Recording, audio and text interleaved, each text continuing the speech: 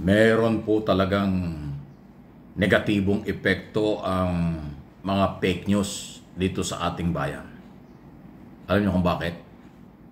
Ito po ay nakakasira sa focus ng business community at ng ating pamahalaan at ng matitinong opisyal ng gobyerno, mga local o national, kung nakakabasa sila at nakakarinig sila na mayroong fake news. Sa halip na 100% nakapokus ang business community at government official sa kailang trabaho at araw-araw na dapat gawin. Kasi ganun pong kasimple yan eh. Tayo man.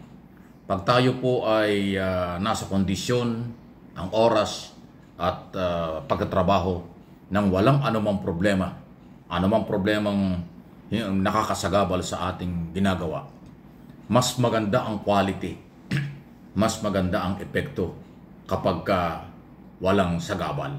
Di ba? Kaya tinuturing ko na yung pong paglalabas ng mga fake news, parte talaga yan ng panilira at panggugulo sa ating bayan. Pagsabotahe sa ekonomiya, seguridad at development. Kaya napakalaking problema po niyan. Ang masakit dito, itong pinanggagalingan ng mga fake news base sa investigasyon ng NBI at ng Philippine National Police ay mga anti-Marcos. Mga hindi matanggap ang gobyernong ito at identify pa na sila ay pro-Duterte. So ang layunin nila, sirain talaga ang gobyerno. Madismaya ang mga negosyante sa ating bayan dahil sa kailang mga fake news. Kasi yung iba naniniwala. Kaya yung kampanya ng pamahalaan ni Pangulong Marcos na labanan ito, kailangan nating tulungan. Lalo na ngayon, matindi na po ang galawan ng PNP at ng NBI. Kahapon niya po kausap ko sa television si Attorney Ferdinand Labin, spokesperson ng NBI, na siyang talagang seryoso silang mag-file ng kaso before DOJ, then ang DOJ ay magdadala sa korte. Kasi ang kanilang pinapairal, rule of law. Okay? At pagka may mga warrant of arrest, dahil sa kanilang mga kaso ipinail, doon pa lang sila manghuhuli. Pero hindi talaga ho sila titigil. Katunayan, ilang mga vlogger na identify sa Duterte camp ang kinasuhan sa Cebu at dito sa Metro Manila. Okay? At yan ang dapat gawin. Kasi ganito yan. Kung ang mga negosyante at mga turista nagdadalawang isip pumasok dito sa atin, magpalakas ng negosyo dahil yung iba'y naniniwala sa fake news, akala nila totoo, akala nila hindi stable sila rito, yun ang masamang epekto.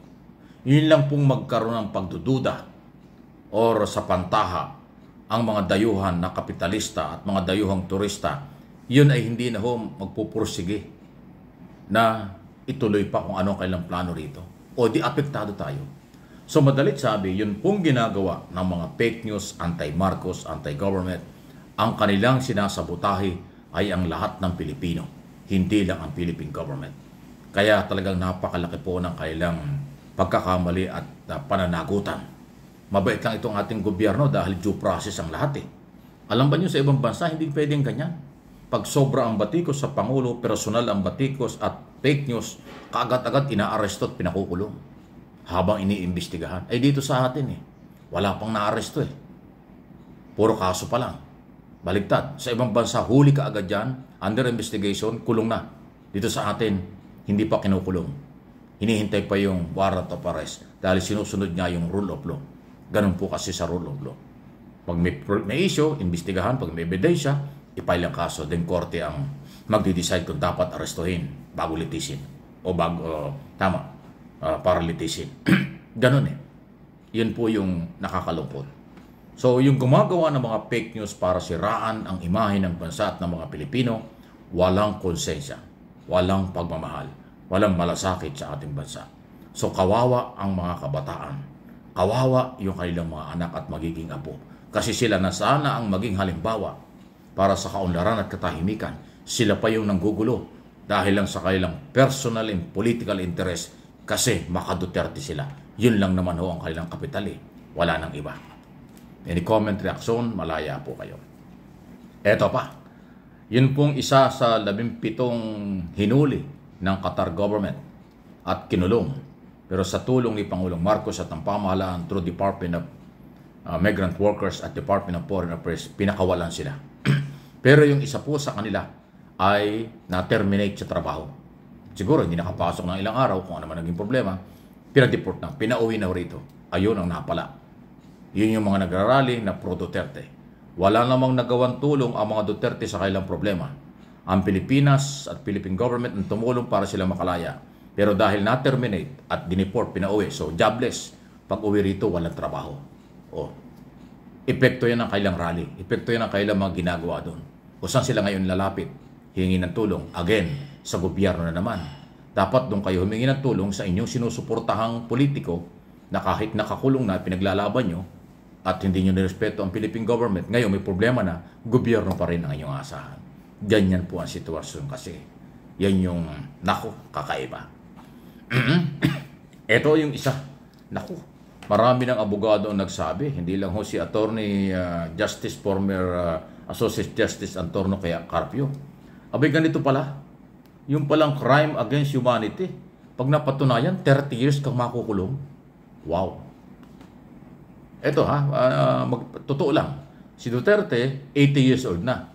Kaya sinasabi ko, kung sakali mapatunayan siya diyan sa crime against humanity sa ICC, ay kung 30 years, tatagal ba si Digong ng 110 years old?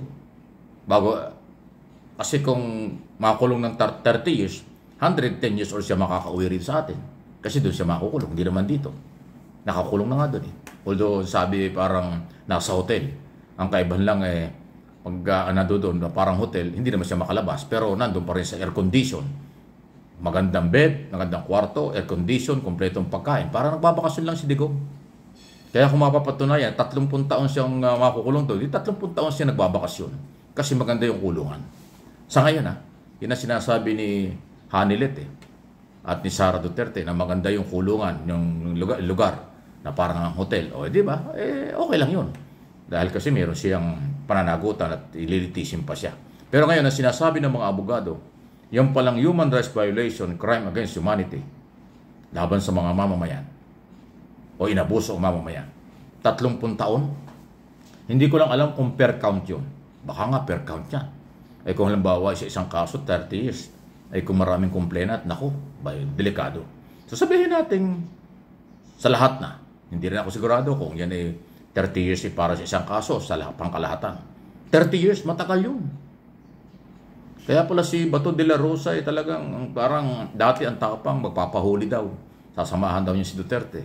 Abay ngayon, hindi na malaman kung anong gagawin. Dahil nga ho sa anytime pwede siyang hulihin.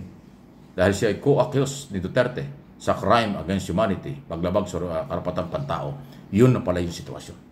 30 years na makukulong pag napatunayan. Luluha ng bato ang mga DDS nito. Luluha ng matindi kapag kaya na nangyari. Hindi ko sinabing mangyayari na. Ang sinasabi ko, kung mapapatunayan.